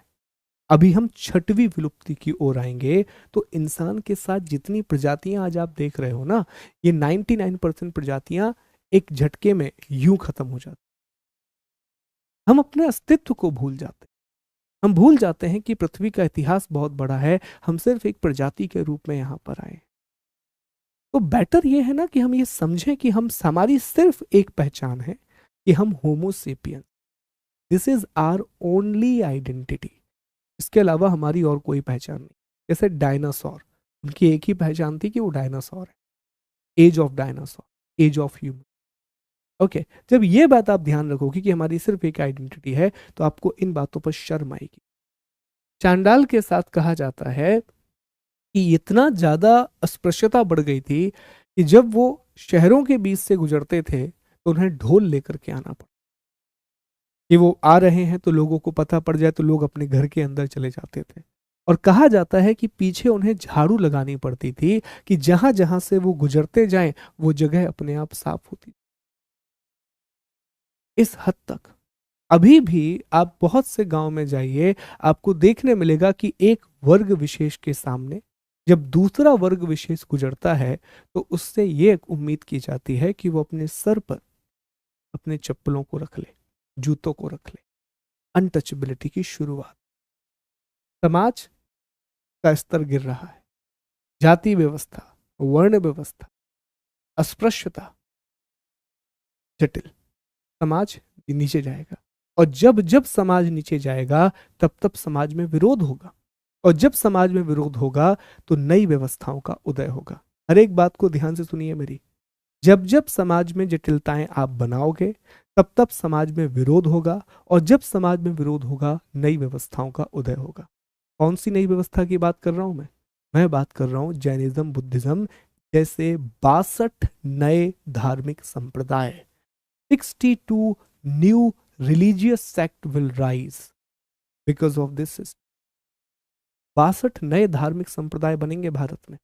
है तो ईसा पूर्व के आसपास 62 नए संप्रदाय, जिसमें से 2 बहुत महत्वपूर्ण, जैनिज्म और बुद्धिज्म। क्यों? इस व्यवस्था की वजह से। अल्टीमेटली आप नई चीज तलाशोगे ना, आप एक ऐसे समाज का हिस्सा क्यों रहोगे जहां आपके साथ भेदभाव है, जहां आपको जीवन जीने के मौलिक अधिकार नहीं मिल रहे। तो आप नई चीजों की तलाश करो, आप उस ग्रुप में जाना पसंद करोगे जहां आपको समान अधिकार मिलते। क्लियर? तो समझिए इन चीजों को, और यहीं से आपका कंक्लूजन बनता है कि समाज में इतने विरोधाभास आ चुके हैं, समाज में इतनी असमानताएं आ चुकी हैं कि समाज में विरोध होगा, और इसी विरोध से नई व्यवस्थाओं का उदय होगा। जो सोसाइटी है उसमें बहुत सारे कॉन्ट्रडिक्शन आ चुके हैं। सोसाइटी में बहुत ज्यादा जो है वो आप इनइक्वालिटीज आ चुकी हैं। इसका रिजल्ट क्या हुआ कि सोसाइटी में कन्फ्लिक्ट होने लगा, और इस कन्फ्लिक्ट की वजह से rise of the new system, नई व्यवस्थाओं का उदय शुरू। ठीक? तो अनटचेबिलिटी, चांडाल, निषद, ये सारी चीजें हमें देखने के लिए यहां पर मिल रही हैं कि हाँ, अस्पृश्यता अब होने लगी है। ठीक? एक बात और समझें वर्ण व्यवस्था के बारे में, कि शब्द का प्रयोग किया जाएगा, तो जिसको मैं अलग से आपको समझाता हूं। पहले एक बात समझे कि अब इस समय महिलाओं की स्थिति तो यहां तक हो गया। अब मैं महिलाओं की स्थिति आपको अगले पेज पर समझा देता हूं, इसमें आ नहीं पाएगा, इसलिए मैं महिलाओं की स्थिति आपको अगले पेज पर समझा देता हूं। ठीक है? यहां समझे समाज में महिलाओं की स्थिति, महिला की विमेन कंडीशन क्या होगी। तो महिला की स्थिति दोस्तों दयनीय है, काफी वल्नरेबल सिचुएशन है विमेन की, बहुत ही पुअर कंडीशन में विमेन आ चुकी है, तो आप पुअर भी कह सकते हैं। बहुत दयनीय स्थिति में महिलाएं आ चुकी। कैसे सर? पहली चीज आप समझें कि महिलाओं की जो शिक्षा का अधिकार था वो खत्म कर दिया गया है। अब महिलाओं को मौलिक शिक्षा नहीं मिलती। हालांकि इसमें एक अपवाद जरूर है, इसका एक अपवाद जरूर है, प्रश्न जरूर है, वो है गार्गी। गार्गी संहिता, गार्गी महिला हैं जिन्होंने पूरा एक संवाद लिखा है, तो जो दिखा रहा है कि हाँ एक दो इसमें अपवाद मिलते हैं। गार्गी एक अपवाद है, और मैत्री। ठीक है? गार्गी और मैत्री। लेकिन महिलाओं को अब शिक्षा नहीं मिल रही है, बड़े पैमाने पर महिलाओं पर प्रतिबंध लगा दिए गए हैं। अब बाल विवाह के प्रमाण देखने मिल रहे हैं आपको, चाइल्ड मैरिज देखने मिलने लगा है। बाल विवाह, चाइल्ड मैरिज, जो नियोग की प्रथा थी अब वो बंद होने लगी है। जो नियोग प्रथा है अब वो धीरे धीरे समाप्त हो रही है। नियोग का मतलब क्या था कि विडो रीमैरिज, जो विधवा पुनर्विवाह हो रहा था नियोग प्रथा के तहत, अब वो समाप्ति की ओर अग्रसर है। अब आपको नियोग प्रथा देखने के लिए नहीं मिलेगी। बहु विवाह ज्यादा प्रचलित होने लगे हैं, बहु विवाह, पॉलीगेमी, पॉलीगेमी। ठीक है? एक और शब्द है, याद रखिएगा, एक शब्द का इस्तेमाल किया गया है द्विज। एक वर्ड है, एक वर्ड है, ध्यान देंगे इस वर्ड पर, द्विज। द्विज शब्द का अर्थ होता है 2 बार जन्म लेने वाला, ट्वाइस बॉर्न, ट्वाइस बॉर्न, 2 बार जन्म लेने वाला। तो 4 वर्णों में से जो 3 वर्ण हैं, मतलब कि ब्राह्मण, क्षत्रिय और वैश्य, इन 3 वर्णों के मात्र पुरुषों को, ओनली मेल को द्विज कहा गया, महिलाओं को द्विज नहीं कहा गया और शूद्र को द्विज नहीं कहा गया।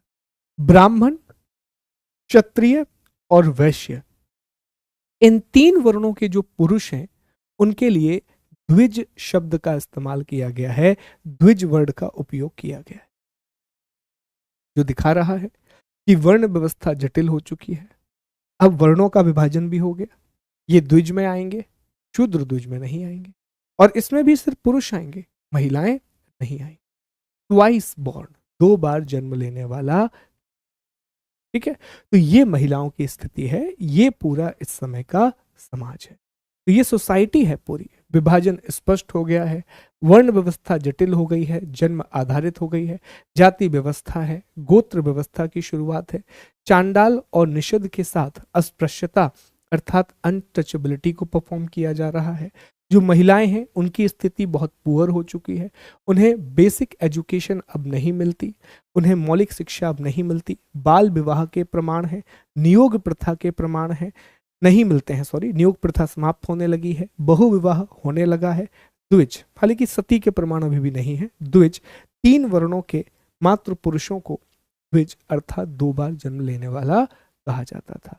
तो समाज काफी ज्यादा असमता मूलक हो चुका है, अब एगैलिटेरियन सोसाइटी नहीं रही, अब इस सोसाइटी में आपको सोशल कॉन्ट्रास्ट देखने के लिए मिलते हैं। तो this is the society of later Vedic period. बताइए इसमें कोई डाउट है? फिर हम धर्म की बात करेंगे, फिर हम रिलीजन की बात करेंगे।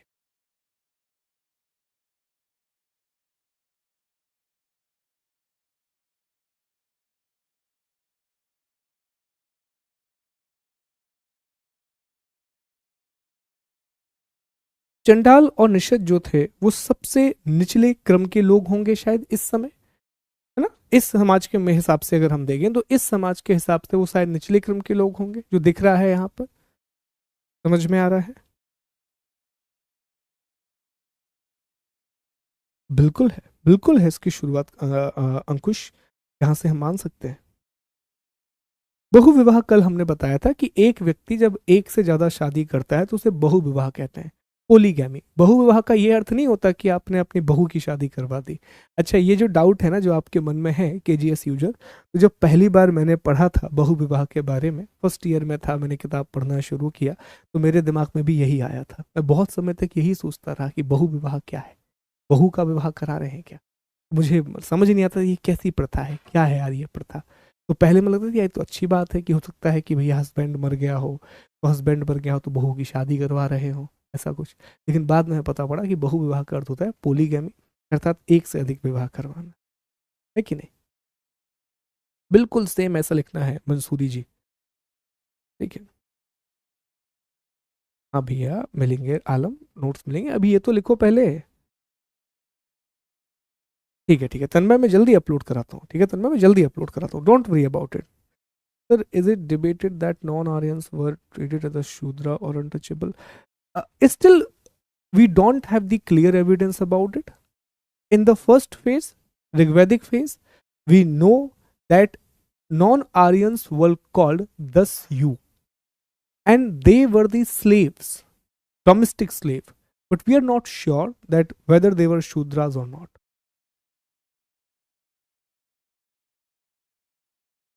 हाँ बस गोत्र व्यवस्था का अर्थ ये था। हाँ, लेखन की जानकारी अब आ चुकी है, ब्राह्मी लिपि है, ब्राह्मी स्क्रिप्ट है, संस्कृत भाषा का विकास अब होने लगा है, ब्राह्मी स्क्रिप्ट है दोस्तों, है ना, ये सारी चीजें अब डेवलप हो चुकी हैं।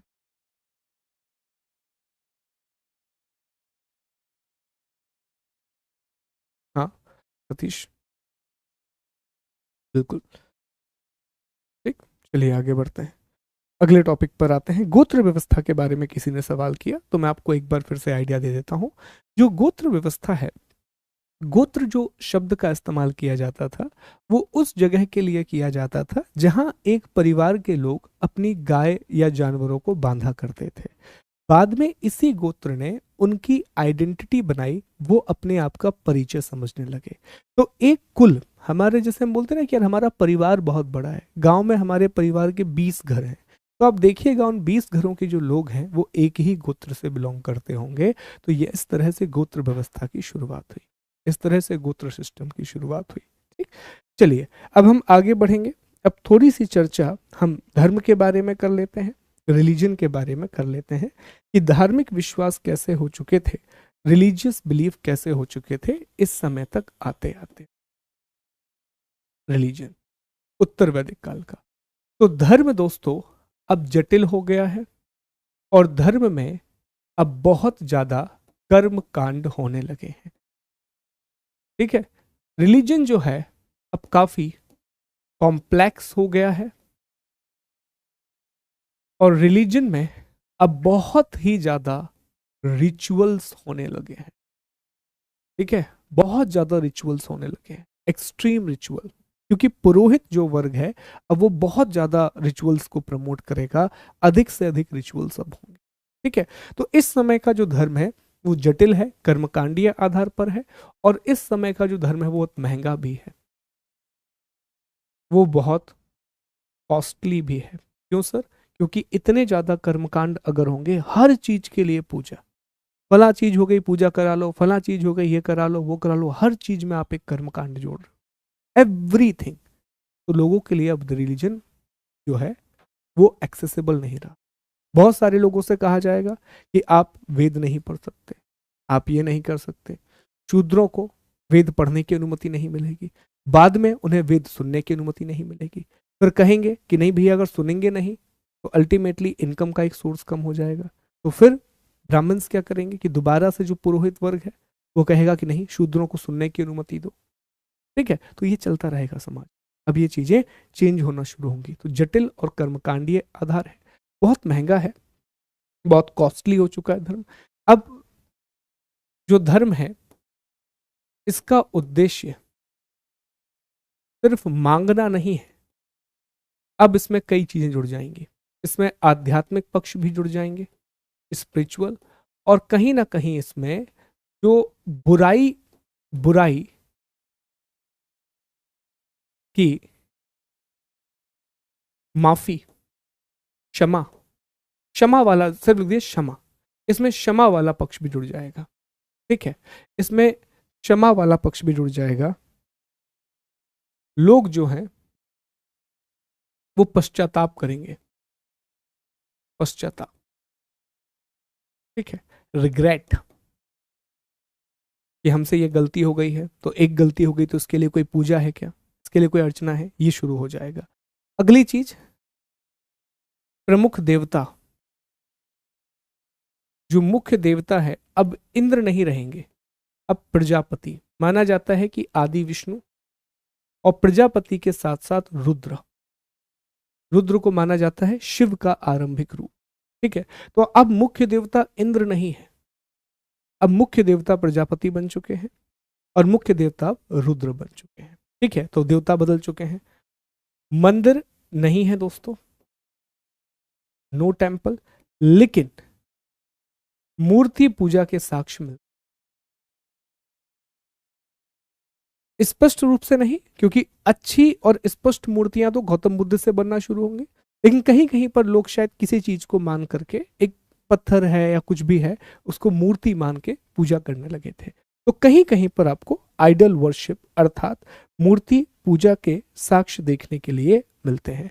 लोग जो है, अब लोगों में अंधविश्वास बहुत बढ़ चुका है, लोगों में अंधविश्वास बहुत बढ़ जाएगा, लोग सुपरस्टिशियस बहुत हो जाएंगे, बहुत ज्यादा, जादू टोना, अगर ये नहीं किया तो ऐसा हो जाएगा, वो नहीं किया तो ऐसा हो जाएगा, ये पूजा करना जरूरी है, वो पूजा करना जरूरी है।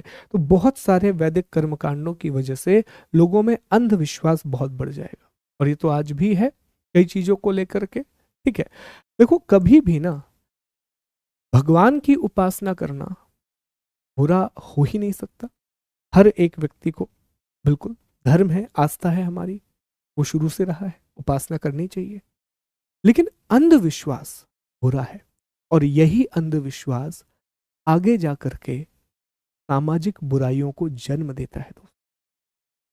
अंधविश्वास ने सती को जन्म दिया, अंधविश्वास महिलाओं की दयनीय स्थिति को बढ़ावा देती है, अंधविश्वास बलि प्रथा को बढ़ावा देगी। आप सोच के देखिए, बलि, इंसानों की बलि देनी जाने लगेगी, पशुओं की तो दे ही रहे हैं, पशु बलि चल रही है यहाँ, लिख सकते हैं आप, पशु बलि, पशु बलि आरंभ हो चुकी है, पशु बलि, एनिमल सैक्रिफाइस, एनिमल सैक्रिफाइस शुरू हो चुका है, बड़े पैमाने पर पशुओं की बलि दी जा रही है, एनिमल सैक्रिफाइस। अब धीरे धीरे ये बढ़ती जाएंगी चीज। ये क्या है? This is superstition. याद रखना दोस्तों, ईश्वर तक पहुंचने का सिर्फ एक रास्ता है, वो आप खुद। आप खुद सच्चे मन से जो भी ईश्वर ने दुनिया बनाई है, इस दुनिया की सेवा करना, अपने कामों को करना, यही ईश्वर की उपासना है। इसके अलावा ईश्वर की उपासना आप किसी दूसरे तरीके से नहीं कर सकते। आपको इस दुनिया को बेहतर बनाना है, you need to make this place a better place. और दूसरी बात, आपको अपने आप पर बहुत काम, मेहनत करनी है। जब आप एक अच्छे व्यक्ति बनते हो तो आप वैसे भी ईश्वर के बहुत नजदीक पहुंच जाते।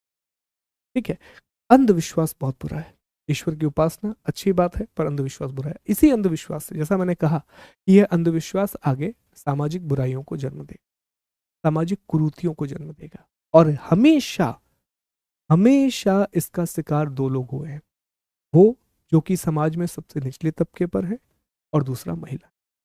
जितने भी आप अंधविश्वास उठा के देख लो, उन सब का ठीकरा महिलाओं के ऊपर ही फोड़ा गया है।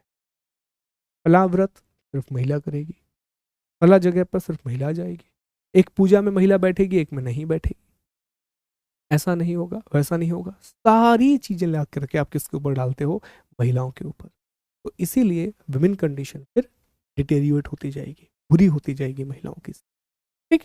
अब इस समय पर एक चीज और समझे कि समाज में आश्रम व्यवस्था की शुरुआत होगी, आश्रम व्यवस्था का आरंभ होगा, आश्रम व्यवस्था।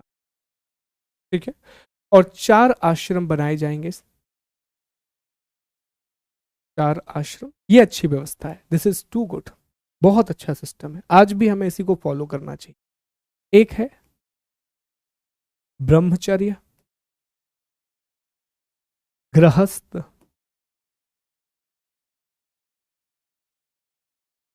वानप्रस्थ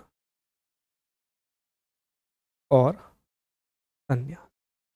ये 4 अलग अलग अवस्थाएं रहेंगी, इस आधार पर लोगों को बांटा जाएगा। देखो हमेशा ना दोस्तों, ये सबसे अच्छा साइकिल है, it's a beautiful thing, beautiful thing. हमारे धर्म में, हमारे रिलीजन में, मैंने कहा ना कि हमारे धार्मिक पहलू बहुत अच्छे हैं, मैं वही आपसे कह रहा हूं।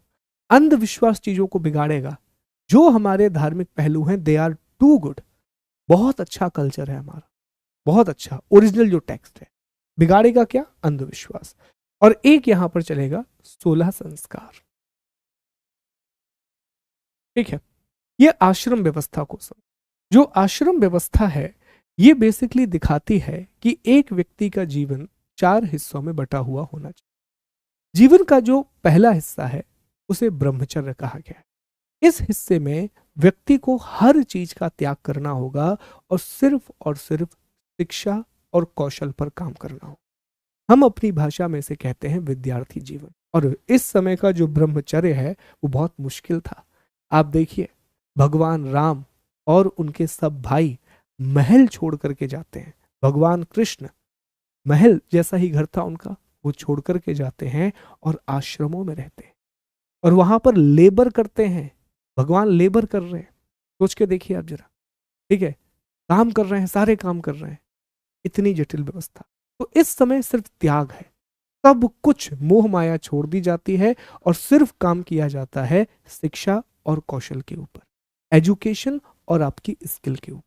ये वो समय, ये आपका समय। इसलिए मैं आपसे कह रहा हूं, बाकी सब चीजों का त्याग करो, सिर्फ पढ़ाई पर फोकस करो। ये वो समय है, ब्रह्मचर्य जीवन।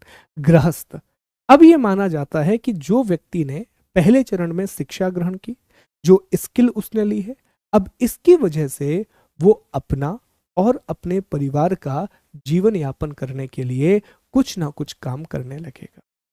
तो ये वो समय है जब वो वेल्थ क्रिएशन करेगा और गुड डीड्स करेगा। अच्छे काम करके वो धन संपदा का सृजन करेगा, बुरे काम करके नहीं। Good wealth by good deeds, ठीक है, अच्छी संपदा अच्छे कार्यों के द्वारा। फिर तीसरा है वानप्रस्थ। अब वो समय है जब धीरे धीरे उसे अपने दायित्वों को खत्म करना होगा और धीरे धीरे उसे अपने समाज, जो भी उसके पास नॉलेज है, ज्ञान है, उसे दूसरे लोगों को देना होगा, ये काम। और तीसरा है सन्यास। अब सब मोह माया को छोड़ करके उसे अध्यात्म की ओर जाना चाहिए और अपने जीवन में अंत मोक्ष की ओर जाना चाहिए। तो ये 4 स्टेज होती हैं, ब्रह्मचर्य, गृहस्थ, वानप्रस्थ और संन्यास। और 16 संस्कार की व्यवस्था शुरू हो चुकी थी, जो आप आगे जा करके सोशियोलॉजी में पढ़ेंगे कि 16 संस्कार आखिर क्या होते हैं। तो ये पूरी व्यवस्था, ये धर्म है, ये रिलीजन है जो इस समय हमें देखने के लिए मिल रहा है। बहुत ही सारी चीजें हैं, बहुत अच्छी बातें भी हैं और कुछ बहुत बुरी बातें भी यहाँ देखने के लिए मिलती हैं। तो this is the religion of later Vedic period, ठीक है। ओके, बताइए यहाँ तक मेरी बात समझ में आई क्या आप लोगों को? यहाँ तक मेरी बात समझ में आ रही है?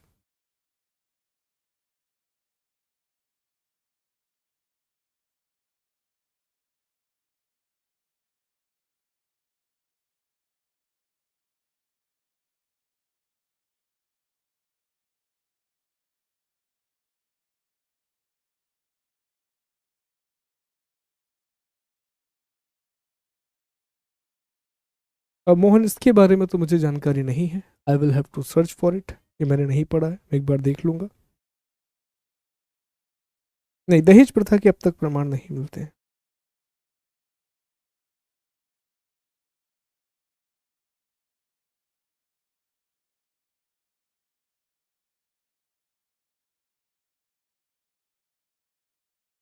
बिल्कुल बिल्कुल अंकित, बहुत बहुत अलग होता है हमारा समाज। देखो, एक छोटी सी बात मैं आपको बताऊं, मैं हमेशा इसको रिलेट करता हूं कि India the oldest living civilization, हमारा कल्चर ओल्डेस्ट लिविंग कल्चर है, पर इतना होने के बाद भी हम बहुत नॉलेजेबल सिविलाइजेशन है।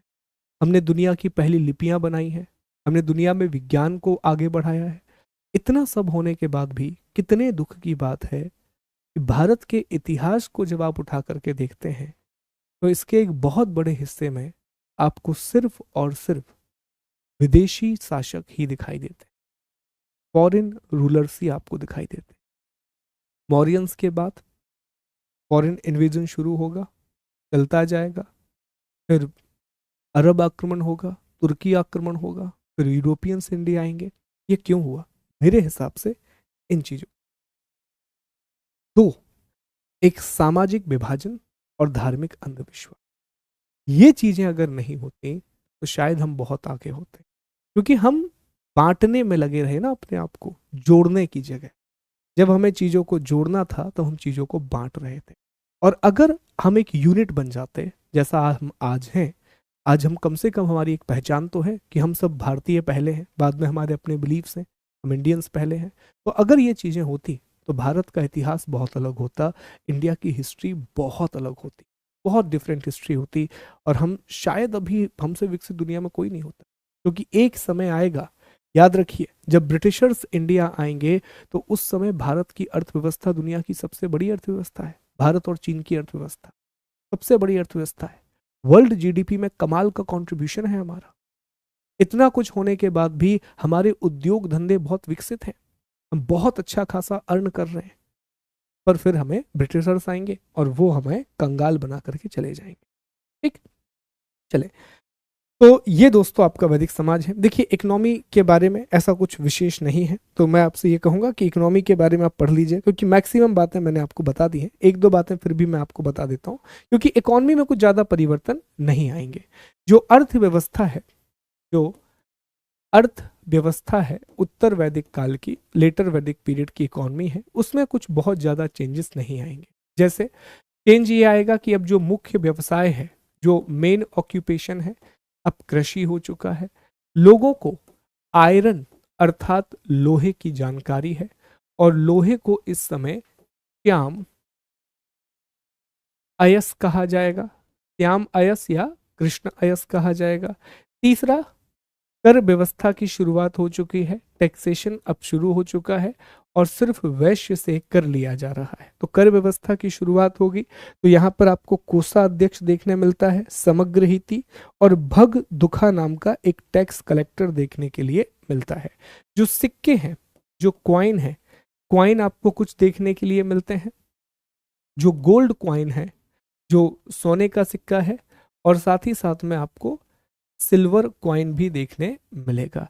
सोने के सिक्के को शतमान कहा जा रहा है और सिल्वर के सिक्के को कृष्णव कहा जा रहा है। ठीक है, याद रखिए, कृष्णल, मान और कृष्णल।